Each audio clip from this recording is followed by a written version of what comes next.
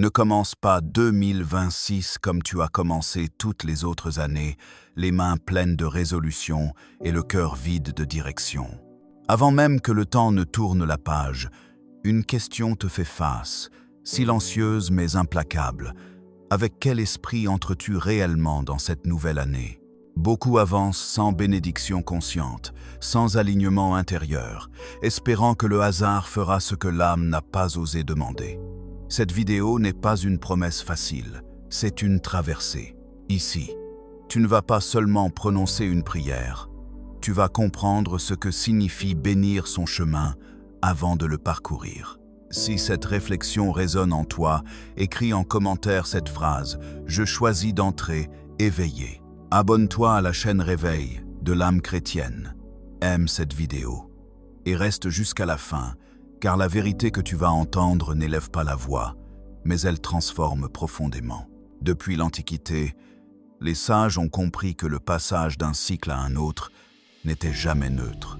Chez les stoïciens, comme chez les premiers penseurs chrétiens, le commencement exigeait un acte intérieur conscient, une orientation de l'âme avant toute action extérieure. La bénédiction n'était pas une formule magique, mais un alignement entre l'intention, la parole et le sens. Avec le temps, cette sagesse a été réduite à des rites mécaniques, vidés de leur profondeur. Pourtant, notre époque, marquée par l'angoisse, la dispersion et la perte de repères, révèle à quel point l'être humain souffre d'entrer dans le futur sans avoir d'abord pacifié et consacré son monde intérieur. Avant d'aller plus loin, avant toute analyse, avant toute compréhension intellectuelle, prends un instant et laisse ces paroles traverser ta conscience. Seigneur, à l'aube de 2026, je ne viens pas avec des exigences, mais avec une présence. Je te confie cette année avant même qu'elle ne commence, mais pas avant qu'il ne se pose, mes choix avant qu'ils ne se forment. Bénis mon esprit pour qu'il ne se perde pas. Bénis mon cœur pour qu'il ne s'endurcisse pas.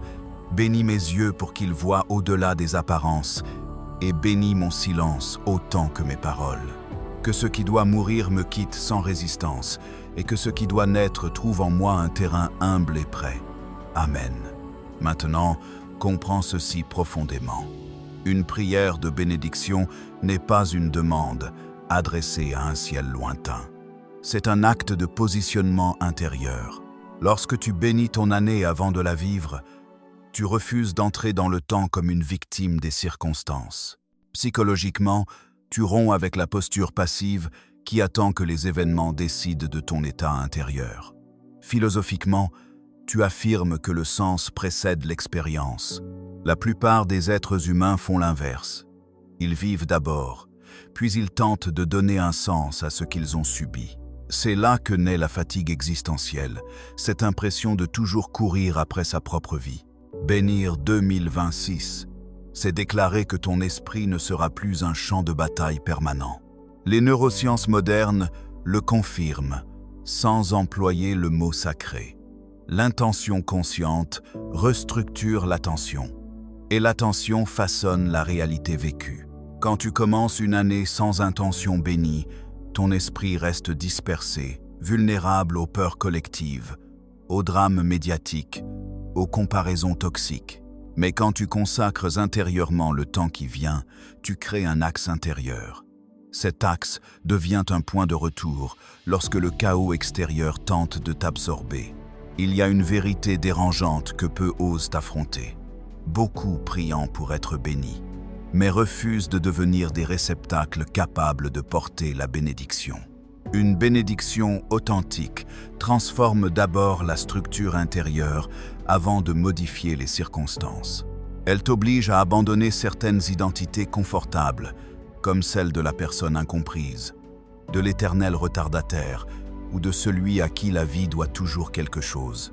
Commencer 2026 avec une prière, c'est accepter que la bénédiction commence par un dépouillement. Observe ta propre histoire. Combien d'années as-tu traversé en espérant que quelque chose change, sans jamais changer la manière dont tu entres dans le temps? Tu répètes les mêmes schémas, les mêmes attentes déçues, les mêmes promesses silencieuses non tenues envers toi-même. La prière de bénédiction agit comme un seuil psychologique. Elle marque une rupture claire entre l'ancien mode de fonctionnement et une conscience plus lucide. Tu ne demandes pas que l'année soit facile. Tu demandes qu'elle soit juste, alignée, signifiante. Dans les traditions spirituelles anciennes, bénir signifiait littéralement dire du bien avant que la chose n'existe pleinement. C'est un acte créateur. Quand tu bénis ton avenir, tu changes le dialogue intérieur qui t'accompagne chaque jour. Tu passes d'un esprit qui anticipe le manque à un esprit qui reconnaît la possibilité. Ce n'est pas de l'optimisme naïf, c'est une discipline intérieure. Tu entraînes ton esprit à ne plus interpréter chaque obstacle comme une punition, mais comme une initiation. Il y a aussi un piège subtil que cette prière permet d'éviter. Beaucoup entrent dans une nouvelle année animés par la peur déguisée en ambition. Ils veulent réussir pour prouver, accumuler pour se rassurer, avancer pour fuir le vide. Une bénédiction authentique désamorce cette course intérieure. Elle te recentre sur l'essentiel. Devenir plus conscient, plus enraciné, plus vrai. Elle t'aide à distinguer ce qui nourrit ton âme de ce qui flatte simplement ton ego. Psychologiquement, commencer l'année par une prière crée un contrat intérieur. Ton esprit enregistre que 2026 n'est pas une répétition automatique du passé, mais un espace symbolique nouveau. Ce simple acte modifie ton rapport au temps. Tu deviens plus attentif à tes choix quotidiens, plus sensible aux signaux intérieurs, moins tolérant envers ce qui te détourne de ton alignement. La bénédiction agit comme un rappel silencieux. Tu sais pourquoi tu avances. Il est important de comprendre que cette prière n'élimine pas les épreuves. Elle change ta manière de les traverser. Au lieu de te dissoudre dans la plainte ou la confusion, tu développes une posture d'observation consciente. Tu commences à voir les événements non plus comme des ennemis, mais comme des révélateurs. Chaque tension met en lumière une partie de toi qui demande à être comprise, intégrée, transcendée. C'est ici que la bénédiction devient transformation intérieure. Beaucoup cherchent des signes extérieurs pour savoir si leur année sera bonne. En réalité, le signe le plus fiable est ton état intérieur. Lorsque tu entres dans 2026 avec une prière consciente, tu actives une vigilance douce. Tu écoutes davantage ton intuition. Tu respectes plus rapidement tes limites. Tu discernes mieux les relations qui élèvent de celles qui épuisent. Ce discernement est une forme de bénédiction rarement reconnue, mais profondément libératrice. Enfin, comprends ceci. Bénir ton année, ce n'est pas contrôler l'avenir, c'est te rendre disponible à ce qu'il a à t'enseigner. Tu passes d'une logique de possession à une logique de participation. Tu n'exiges plus que la vie te serve, tu t'engages à marcher avec elle, conscient, présent, responsable. C'est cette posture intérieure qui fait de 2026 non pas une année parfaite, mais une année habitée, vécue pleinement, et donc profondément bénie. Si tu écoutes attentivement, tu comprendras que la bénédiction n'est jamais confortable pour l'ego. Elle le confronte. Elle révèle les attachements invisibles, les illusions modernes que nous confondons avec le sens. L'une des plus grandes illusions de notre époque est de croire que l'abondance se mesure à ce que l'on accumule, alors qu'elle se reconnaît à ce qui ne te domine plus. Entrer dans 2026 avec une prière de bénédiction, c'est accepter de voir ce qui, en toi, réclame sans cesse validation, sécurité ou reconnaissance. Ce regard lucide peut déranger, car il met fin à certaines négociations intérieures que tu entretenais depuis des années. L'ego aime les promesses vagues et les espoirs sans engagement. Il préfère les affirmations rapides aux transformations lentes. Or, une bénédiction authentique agit à rebours. Elle te retire ce qui n'est pas aligné avant de t'offrir ce qui est juste. C'est pourquoi certaines personnes vivent des pertes au moment même où elles prient pour une nouvelle année. Non pas comme une punition, mais comme une réorientation. Philosophiquement, cela rejoint une vérité ancienne. Ce qui n'est pas essentiel finit toujours par tomber lorsque la conscience s'élève. Il existe un paradoxe que peu osent nommer. Plus tu demandes à la vie de te protéger de l'inconfort, plus tu retardes ta maturité intérieure. La bénédiction ne supprime pas le doute, elle t'apprend à ne plus en être prisonnier. Elle ne supprime pas la peur, elle t'empêche de lui confier le gouvernail. En entrant dans 2026 avec cette prière, tu choisis de ne plus confondre paix et évitement. Tu comprends que certaines tensions sont nécessaires pour révéler ta solidité intérieure. Dans les traditions spirituelles profondes, la bénédiction était liée à la responsabilité. Être béni signifiait être rendu capable de porter plus de conscience.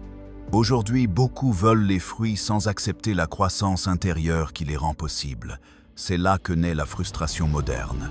Vouloir des résultats élevés avec une structure intérieure fragile. La prière que tu as prononcée au début n'est pas une formule protectrice. C'est un appel à la verticalité. Elle t'invite à aligner tes pensées, tes paroles et tes actes, même lorsque personne ne regarde. Il faut aussi parler du désir, car il joue un rôle central dans la manière dont tu entres dans une nouvelle année. Le désir non éclairé te pousse à courir après des images de bonheur empruntées aux autres. Le désir conscient, lui, devient une force d'orientation. En bénissant 2026, tu demandes implicitement à voir clair dans ce que tu veux vraiment. Cette clarté peut être inconfortable, car elle t'oblige à renoncer à certaines poursuites vides, à certains rêves qui n'étaient que des compensations émotionnelles. Un autre piège subtil réside dans la spiritualisation de l'évitement. Certaines personnes utilisent la prière pour ne pas agir, pour ne pas décider, pour ne pas affronter leurs responsabilités. Or, une bénédiction véritable intensifie la lucidité. Elle te rend plus conscient de tes incohérences, plus sensible aux compromis que tu fais contre toi-même. Elle ne t'endort pas, elle t'éveille.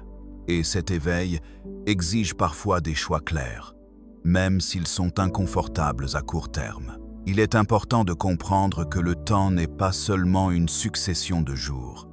Psychologiquement, il est une projection de ton état intérieur. Si tu entres dans 2026 avec une conscience fragmentée, l'année te semblera lourde, rapide, insaisissable.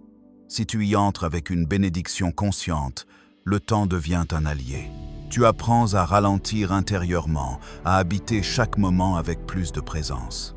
Cette présence est une richesse silencieuse que peu reconnaissent, mais qui transforme profondément la manière dont tu vis. La bénédiction agit aussi sur tes relations. Elle t'aide à voir qui résonne avec ton alignement et qui s'en éloigne. Non pas dans un esprit de jugement, mais de clarté. Tu comprends que toutes les relations ne sont pas faites pour te suivre dans chaque saison de ta vie. Certaines appartiennent à l'ancien cycle. Les retenir par peur de la solitude, c'est retarder ton évolution. La prière t'offre le courage de laisser partir sans haine, sans drame, sans culpabilité. Enfin, il y a cette vérité silencieuse que peu osent accepter. Une année bénie n'est pas celle où tout va bien, mais celle où tu deviens plus vrai, plus cohérent, plus présent à toi-même.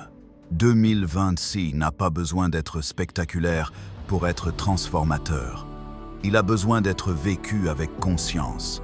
Et cette conscience commence par un acte simple, mais radical. Bénir ton chemin avant de le parcourir, en sachant que ce que tu perds en illusion, tu le gagnes en profondeur. Maintenant que tu comprends la profondeur réelle d'une bénédiction, il est temps de l'ancrer dans le concret. Car une vérité non appliquée reste une idée confortable, mais stérile. La première pratique essentielle consiste à créer un rituel d'entrée consciente dans 2026. Pas un rituel spectaculaire, mais un moment de vérité avec toi-même. Choisis un instant de calme, loin des écrans, où tu peux respirer lentement et ramener ton attention à l'intérieur. Reprends la prière que tu as entendue au début ou reformule-la avec tes propres mots, mais fais-le en pleine présence. Ne récite pas. Adresse ces paroles comme un engagement intérieur. L'objectif n'est pas d'impressionner le ciel, mais de rendre ton esprit cohérent. La deuxième pratique est l'écriture de clarification intérieure. Prends une feuille et réponds honnêtement à cette question. Qu'est-ce que je dois laisser mourir pour entrer pleinement dans cette nouvelle année? N'écris pas ce que tu devrais abandonner selon les autres, mais ce que tu sais, au fond, devoir lâcher. Cela peut être une relation fondée sur la peur, une identité construite sur la comparaison ou une habitude qui t'éloigne de toi-même. Cet acte simple permet à la bénédiction de ne pas rester abstraite. Tu matérialises le passage d'un cycle à un autre. Ensuite, engage-toi dans une pratique quotidienne de recentrage. Chaque matin, avant de consulter le monde extérieur, prends quelques respirations conscientes et rappelle-toi intérieurement cette phrase. Je choisis d'entrer dans cette journée avec clarté et responsabilité. Ce rappel peut sembler insignifiant, mais il restructure progressivement ton dialogue intérieur. Psychologiquement, tu entraînes ton esprit à ne plus réagir automatiquement aux stimulations, mais à répondre depuis un centre plus stable. C'est ainsi que la bénédiction devient une discipline et non un événement ponctuel. Une autre application essentielle concerne ton rapport aux objectifs. Au lieu de multiplier les résolutions irréalistes, choisis une seule intention centrale pour 2026. Non pas un objectif extérieur, mais une qualité intérieure à cultiver, comme la cohérence, la patience ou la lucidité. Cette intention agit comme une boussole. Lorsque tu hésites, lorsque tu doutes, tu peux te demander si ton choix t'en rapproche ou t'en éloigne. Cette simplicité protège ton énergie mentale et évite la dispersion qui épuise tant d'êtres humains. Il est également crucial d'apprendre à bénir tes limites. Beaucoup s'épuisent parce qu'ils confondent croissance et surmenage. Une bénédiction consciente t'enseigne à respecter ton rythme. Prends l'habitude d'observer les signaux de fatigue, d'irritation ou de confusion sans les juger. Ces signaux sont des messages, pas des faiblesses. En les écoutant, tu ajustes ton rapport au temps et tu évites de reproduire les mêmes cycles d'épuisement d'une année à l'autre. Un autre exercice puissant consiste à revisiter régulièrement ta prière initiale. Une fois par semaine, relis-la ou répète-la lentement en observant ce qui a changé en toi. Certaines phrases prendront un sens nouveau, d'autres te confronteront à des résistances.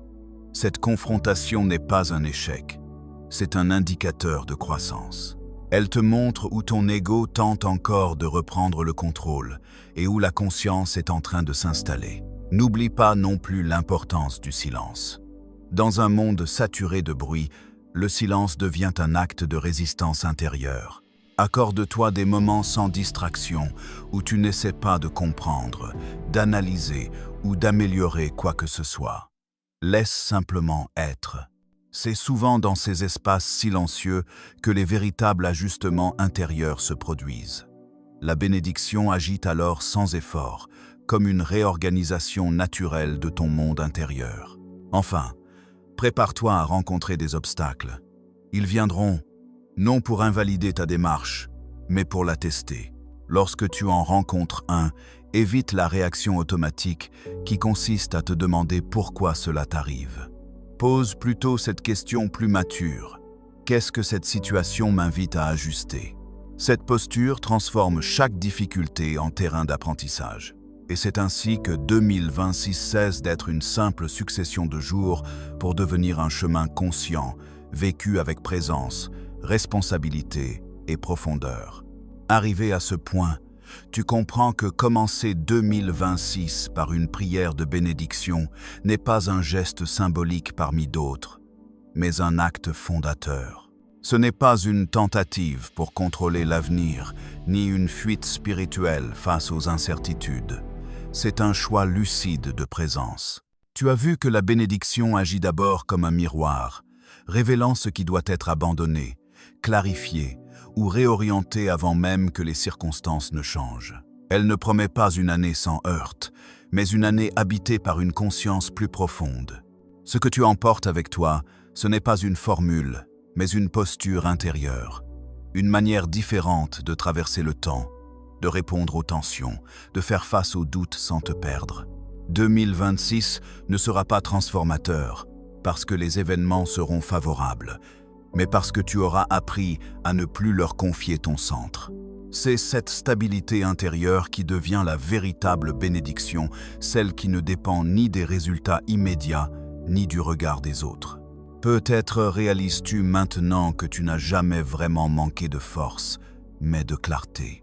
Que ce que tu appelais malchance était souvent une absence d'alignement. Cette prise de conscience n'accuse pas, elle libère. Elle te rend à nouveau responsable, non pas au sens lourd du terme, mais au sens noble, capable de répondre consciemment à la vie telle qu'elle se présente.